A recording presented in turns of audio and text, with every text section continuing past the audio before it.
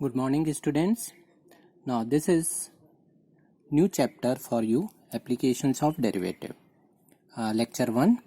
इस चैप्टर में हम लोग डेरिवेटिव्स के एप्लीकेशंस के बारे में पढ़ेंगे कि इस डेरिवेटिव्स को हम किस तरीके से अप्लाई कर सकते हैं. ठीक है, तो इसका जो फर्स्ट एप्लीकेशन है डेरिवेटिव का वो है to find out rate of change of quantities. ठीक है, इसको आप लोग पढ़ चुके होंगे, फिजिक्स में भी पढ़ा होगा. Rate of change of displacement है ना, उसको हम वेलोसिटी से रिप्रेजेंट करते हैं और rate of change of velocity उसको एक्सिलरेशन से रिप्रेजेंट करते हैं. ठीक है, तो rate of change of quantities ये डेरिवेटिव का फर्स्ट एप्लीकेशन है. ठीक है, तो अगर यहाँ पे y equals to f x है, y equals to f x और हमने x में स्मॉल चेंज किया. ठीक है, तो y में भी कुछ स्मॉल चेंज हुआ, तो y plus delta y equals to f x plus delta x हम लिखते हैं. ठीक है, तो डेल्टा y किसके इक्वल होता है?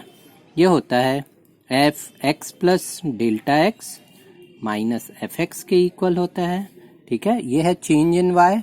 अब अगर हम change in y with respect to change in x करें तो ये हो जाता है f x plus delta x minus f x upon delta x. ठीक है, तो ये कहला जाता है rate of change of y with respect to x. पर अभी हमको ये चेंज फाइंड आउट करना है अगर delta x approaches to zero, तो उसको हम बोलते हैं इंस्टेंटेनियस चेंज. ठीक है, so if delta x approaches to zero then delta y upon delta x limit delta x approaches to zero, तो ये किसके इक्वल हो जाता है? dy by dx. तो dy by dx एक्चुअल में क्या बताता है हमको? dy dx ये बताता है हमको इंस्टेंटेनियस चेंज. Instantaneous change.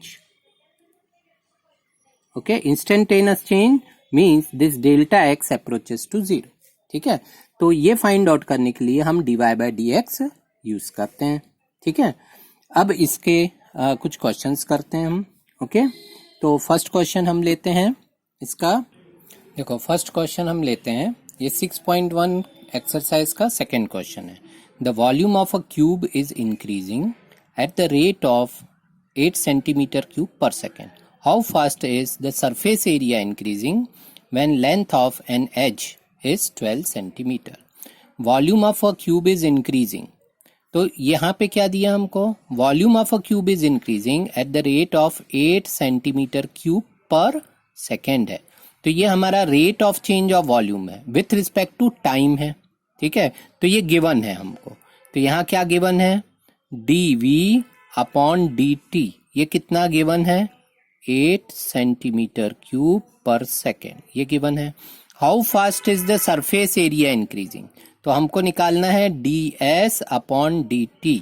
ठीक है, when length of an edge is 12 centimetre, तो ds अपॉन dt ये हमको फाइंड आउट करना है. ठीक है, तो पहले हम क्या करते हैं, क्यूब की एज ये हम एज्यूम कर लेते हैं. Let edge of cube is x centimeter. ठीक है, then volume, what is volume of cube? Volume v equals to what is volume of cube? Side cube, तो x cube हो गया. ठीक है, अब यहाँ पे इसको हम डिफरेंशिएट करते हैं विथ रिस्पेक्ट टू टाइम, तो dv अपॉन dt ये कितना हो जाएगा? 3x square into dx upon dt. dv upon dt है 8, तो 8 equals to 3x square dx upon dt. This implies dx upon dt equals to 8 upon 3x square. तो यहाँ पे ये हमको dx अपॉन dt मिल गया, पर हमको ds अपॉन dt निकालना है. तो s जो क्यूब है, क्यूब का s कितना रहेगा? 6x square. ठीक है, सरफेस एरिया है ना, टोटल सरफेस एरिया 6x²। हमको ds अपॉन dt निकालना है, तो ds upon dt equals to 6 into 2x into dx upon dt। ठीक है, क्योंकि हम x² को डिफरेंशिएट कर रहे हैं विथ रिस्पेक्ट टू t, तो ये हो गया 2x into dx by dt। तो ये हो गया 12x dx बाई dt। ठीक है, 12x dx बाई dt, तो ये आ जाएगा 12x और dx बाई dt कितना है 8/3x²। ठीक है, तो ds बाई dt कितना हो जाएगा हमारा,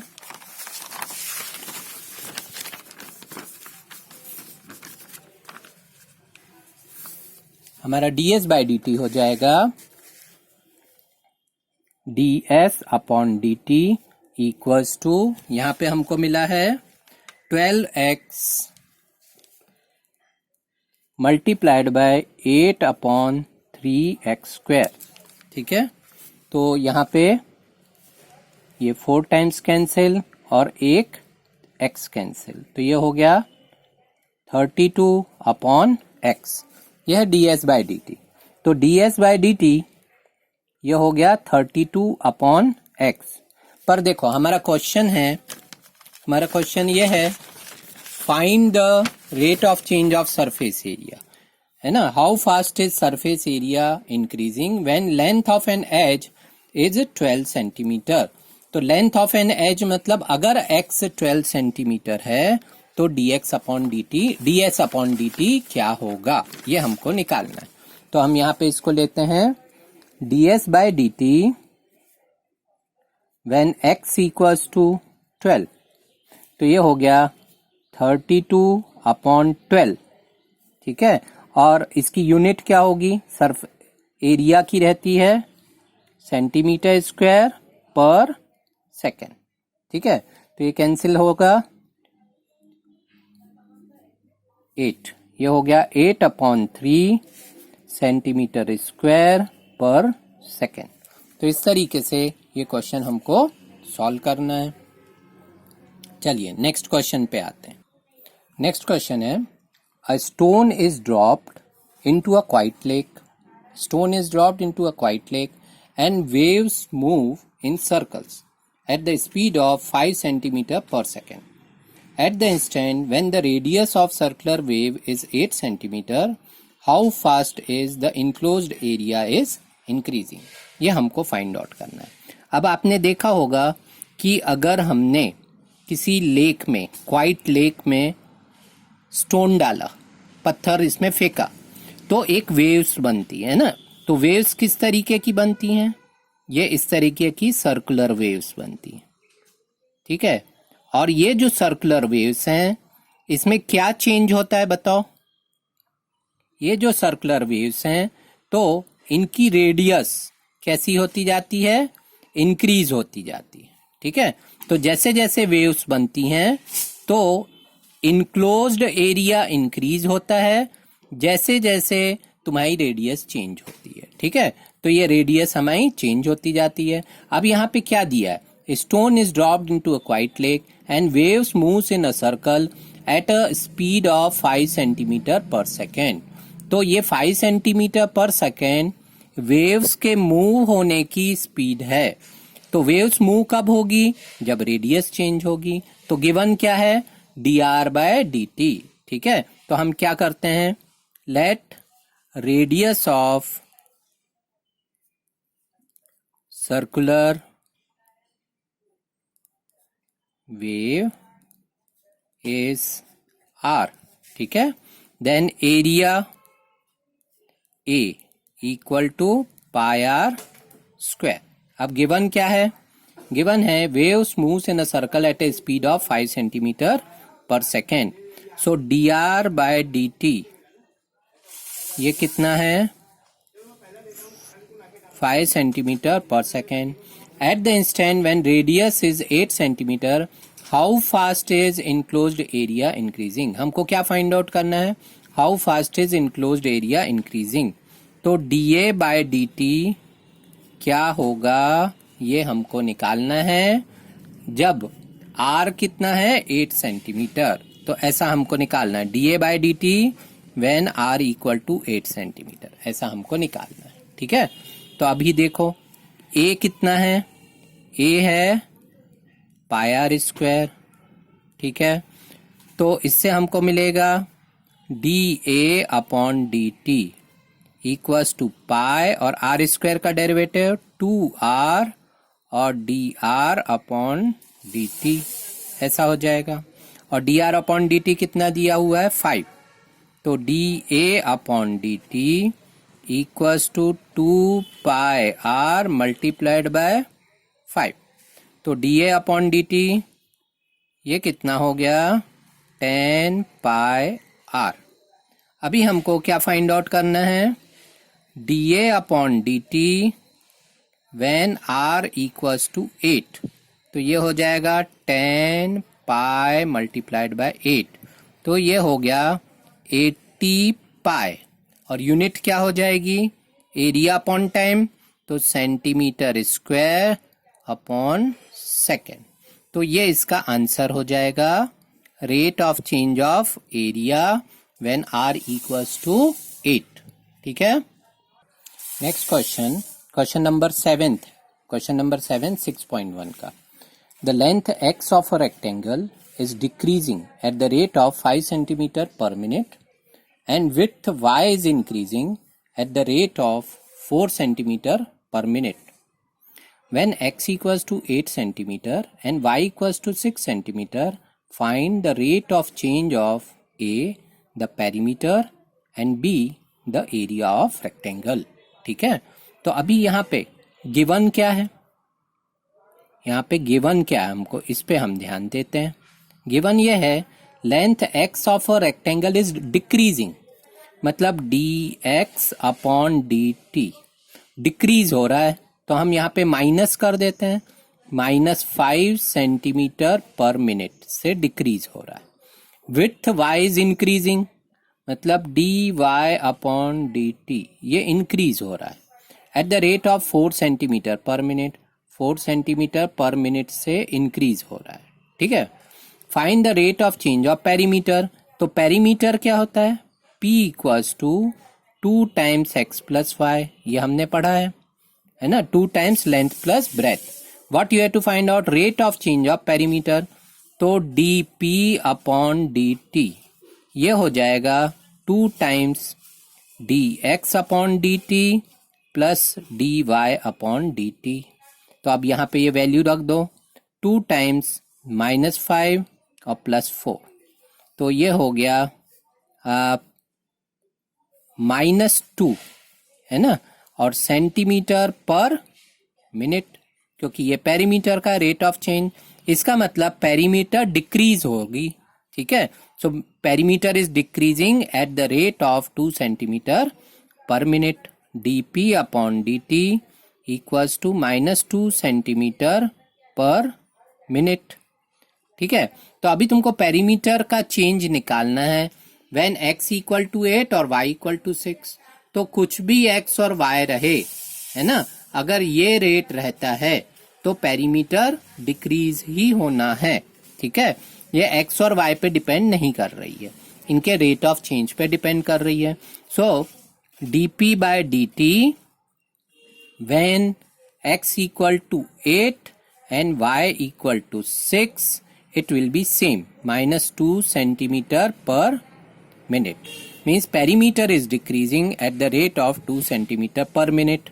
ये हो गया किसकी बात, पेरीमीटर की बात। अब हमको देखना है एरिया ऑफ रेक्टेंगल, तो एरिया ऑफ रेक्टेंगल क्या होता है, area of rectangle length into breadth x into y होता है। ठीक है, अब हमको rate of change of area निकालना है, तो D A upon D t, यहाँ पे प्रोडक्ट रूल लगाएंगे, derivative of first function d x by d t into second function plus first function into derivative of second function.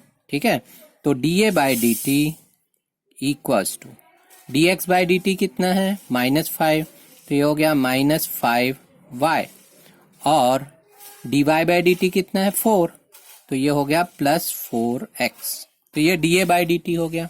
अब हमको D a by d T निकालना है कब, जब x है 8 और y है 6, x equals to 8 and y equal to 6, तो ये हो गया -5 इंटू 6 और 4 इंटू 8, तो ये हो गया -30 और 32, तो ये हो गया 2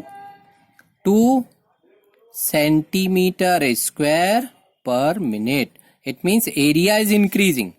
Okay, so dA by dt when x equals to 8 and y equal to 6 is 2 centimeter square per minute. It means area is increasing at the rate of 2 centimeter square per minute, but perimeter is decreasing at the rate of 2 centimeter per minute. ठीक है, तो ये minus sign और plus sign जो है उसका meaning ये होता है. ठीक है, प्लस साइन है it means it is increasing, minus sign है means it is decreasing. Okay, ये नेक्स्ट क्वेश्चन है 11th क्वेश्चन 6.1 का.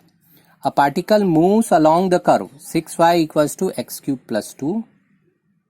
Find the points on the curve at which the y coordinate is changing 8 times as fast as x coordinate. ठीक है, तो यहां पे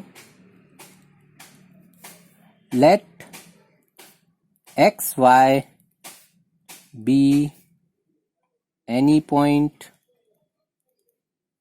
on the curve. ठीक है, अब गिवन क्या है, you have to find out a point, means you have to find out the value of x and y such that y coordinate is changing 8 times as fast as x coordinate. So what is rate of change of y coordinate? So according to the question,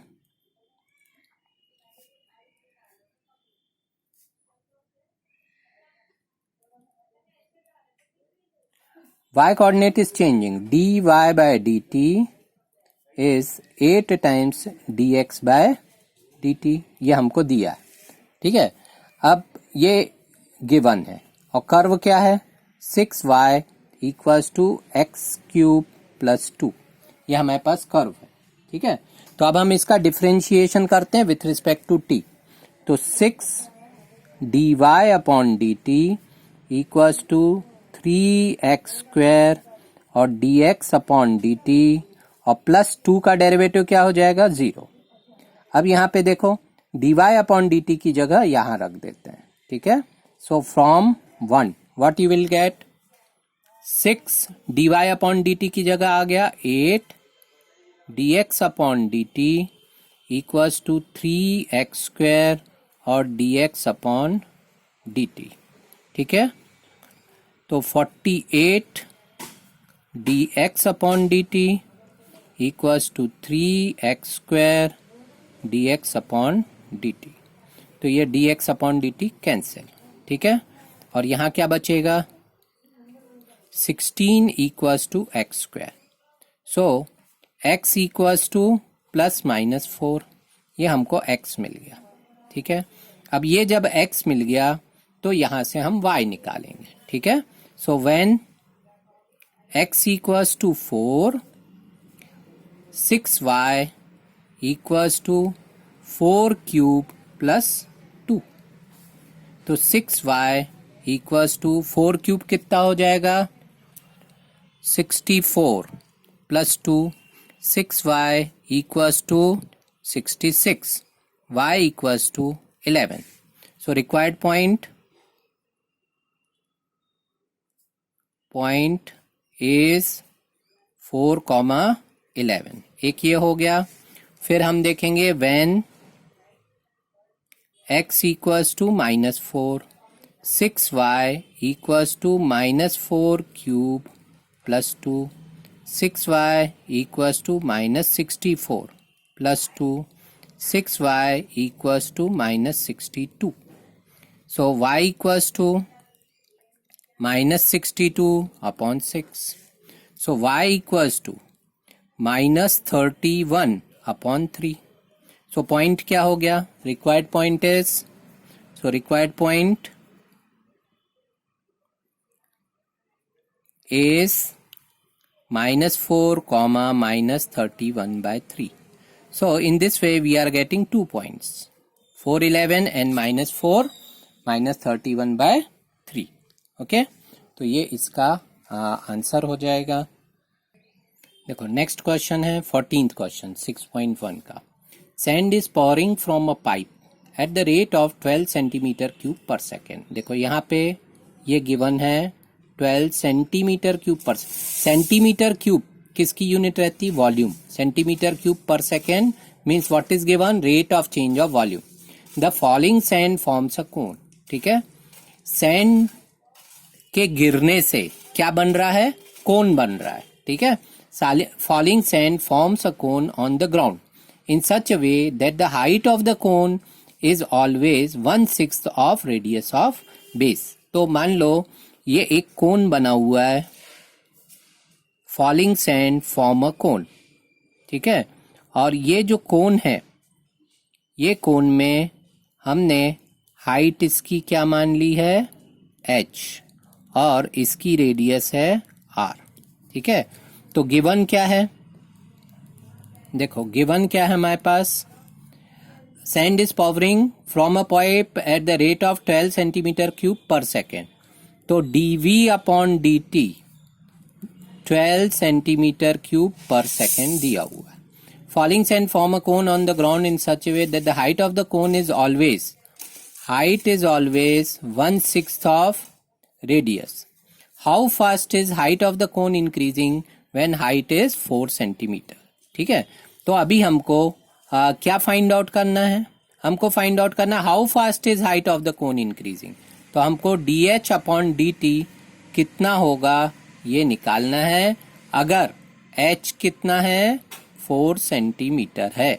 तो अगर h 4 centimetre है तो dh by dt क्या होगा? तो अभी देखो volume of cone क्या होता है? सॉल्यूशन है ना। वॉल्यूम ऑफ कोन हमेशा क्या रहता है? 1/3 of volume of cylinder of same height. तो सिलेंडर का वॉल्यूम होता है पाई आर स्क्वायर एच, और उसका ये 1/3 रहता है पाई आर स्क्वायर एच। ठीक है, अब h है 1/6 r, हमको dh बाय dt चाहिए, तो हम r को h के टर्म में लिखते हैं। तो v हो गया 1/3 पाई, और r कितना है? 6h का स्क्वायर इंटू h। तो v हो गया 1/3 पाई और 36h क्यूब। ठीक है, तो v हो गया 12 पाई h क्यूब। अब dv अपॉन dt कितना हो गया? इसको डिफरेंशिएट करो। 12 पाई h क्यूब का डेरिवेटिव 3h स्क्वायर और dh अपॉन dt। ठीक है, तो ये हो गया dv upon dt equals to 36 pi h square, और dh अपॉन dt हमको निकालना है। ओके, और dv अपॉन dt हमको पता है dv बाई dt कितना है? 12। तो हमको मिलेगा 12 equals to 36 pi h square dh upon dt। तो dh अपॉन dt क्या हो गया? dh अपॉन dt ये हो गया 12 अपॉन 36 पाई h स्क्वायर। ठीक है, तो इतना आ गया। तो dh अपॉन dt ये आ गया 1/3 पाई h स्क्वायर। पर हमको dh बाय dt निकालना है व्हेन h इक्वल टू 4। तो हम लिखेंगे dh by dt when h equals to 4। तो ये आ जाएगा 1/3 पाई और 4 स्क्वायर। ठीक है, तो ये हो गया 1/48 पाई, और h अपॉन t है तो ये आएगा सेंटीमीटर पर सेकेंड। तो ये इसका आंसर रहेगा। ठीक है, अब आपके लिए ये पूरी एक्सरसाइज 6.1 ये होमवर्क है, ये इसको कंप्लीट करना आपको एक्सरसाइज को। ठीक है, एक बात ख्याल रखोगे, ये जो क्वेश्चन है 15th question, total cost cx in rupees associated with the production of x unit of item is denoted by cx equals to this expression find the marginal cost. Okay, marginal cost होता है when 17 units are produced. ठीक है, so you have to find out DC upon DX, या हम बोल सकते हैं C-X. तो C-X निकालोगे 0.007 इंटू 3x², यहाँ 2x हो जाएगा, यहाँ 15 आ जाएगा. और C-X में x की जगह क्या रखना है, 17, तो वो कहलाती मार्जिनल कॉस्ट. तो मार्जिनल कॉस्ट होता है DC अपॉन DX. इसी तरीके से मार्जिनल रेवेन्यू होता है DR अपॉन DX. ये ख्याल रखना है. ठीक है, तो ये हो जाएगा. ये क्वेश्चन हमने करा दिए हैं और बाकी के क्वेश्चंस आपको करने हैं और ये एक्सरसाइज कंप्लीट करेंगे. नेक्स्ट हमारा रहेगा इंक्रीजिंग एंड डिक्रीजिंग फंक्शन. ये एक्सरसाइज एक्चुअल में डिलीटेड पोर्शन में है CBSE में, पर कॉम्पिटिटिव के लिए हमको इसको पढ़ना है. ओके, ठीक है, पढ़ाई कीजिए, अच्छे से पढ़ाई कीजिए और घर में ही रहिए, सेफ रहिए. Okay, thank you, have a nice day.